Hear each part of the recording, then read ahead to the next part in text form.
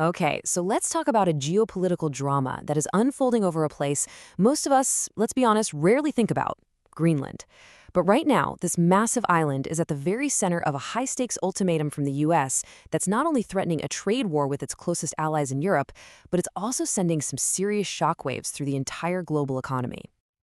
And I mean, this quote from France's finance minister, it really says it all, doesn't it? This captures just how serious this is. We're not talking about rivals here. We are talking about a 250-year-old friendship being put to the test with tactics that are usually saved for adversaries. This is definitely not business as usual. So what is actually happening?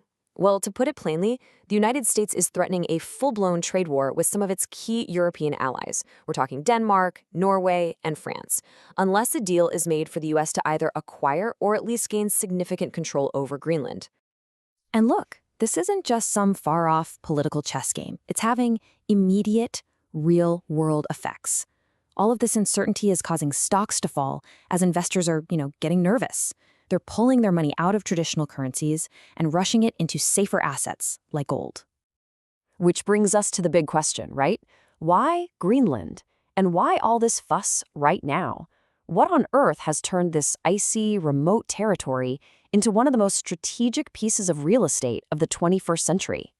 Let's really break this down because it's fascinating. What exactly makes Greenland so incredibly valuable all of a sudden?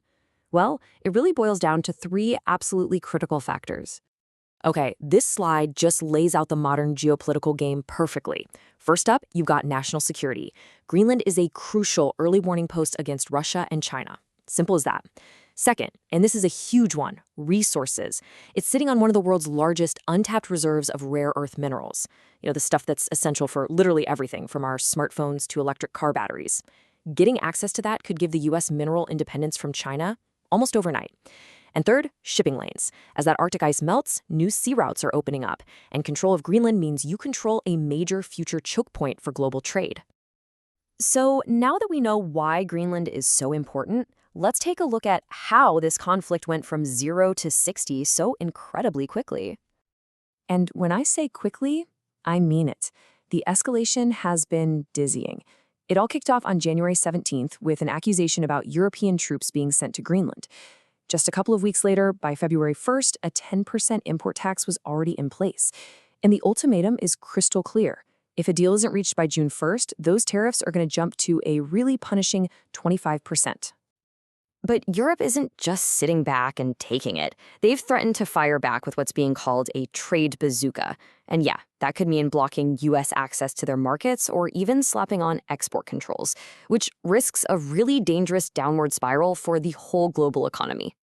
So, as you can probably imagine, this level of tension between the world's major economic powers has put global financial markets on extremely high alert. And you can see the cause and effect right here, plain as day. The geopolitical threat creates this massive cloud of uncertainty. And if there's one thing markets absolutely hate, it's uncertainty. So what's the result? Well, we're seeing stocks fall, the US dollar weakening, and investors are just flocking to the perceived safety of precious metals. I mean, just look at this number. Gold has absolutely surged to a new all-time high of over $4,700 an ounce. Now, this isn't some small jump. This is a massive signal that investors are genuinely worried, and they are desperately searching for a reliable place to park their wealth. And silver is right there with it, following a very similar path, shooting up to nearly $100 an ounce. It just reinforces the same idea. When confidence in the traditional market starts to shake, tangible assets like precious metals, well, they become king. So the crucial takeaway here is this. It all comes down to investor psychology. It's about confidence.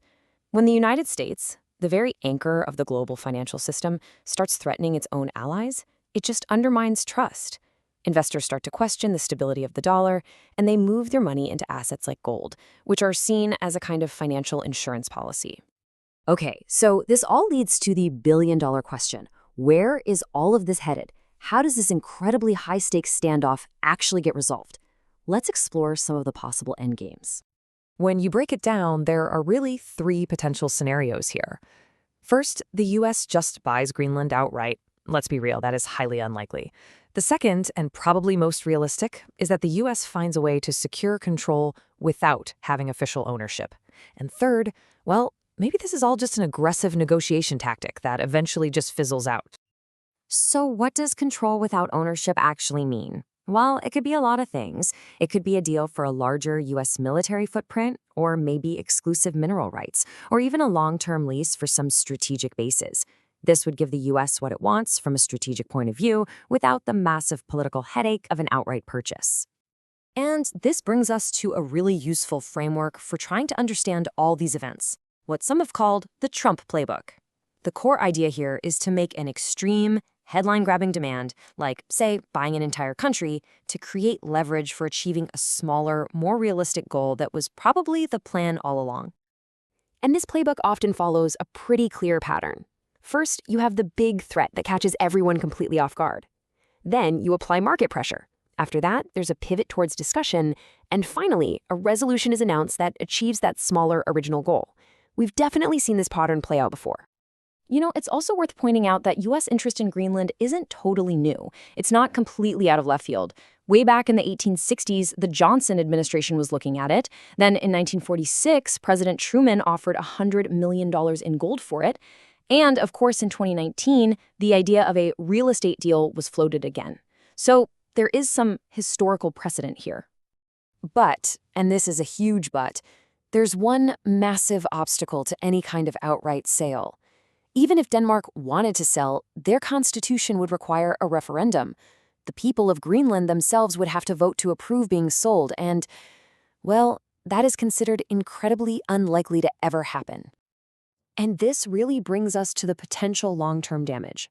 Because regardless of how this whole thing turns out, this entire episode chips away at international trust. Investors and allies are left looking at this and wondering, okay, if this can happen to our friends over Greenland, what's to stop it from happening over something even bigger in the future? Which leaves us all with the final big question. Is this just another chapter from a familiar hardball negotiation playbook, something designed to rattle cages before a compromise is reached? Or are we witnessing the dawn of a new, more transactional, and way more unpredictable global reality? For now, I guess only time will tell.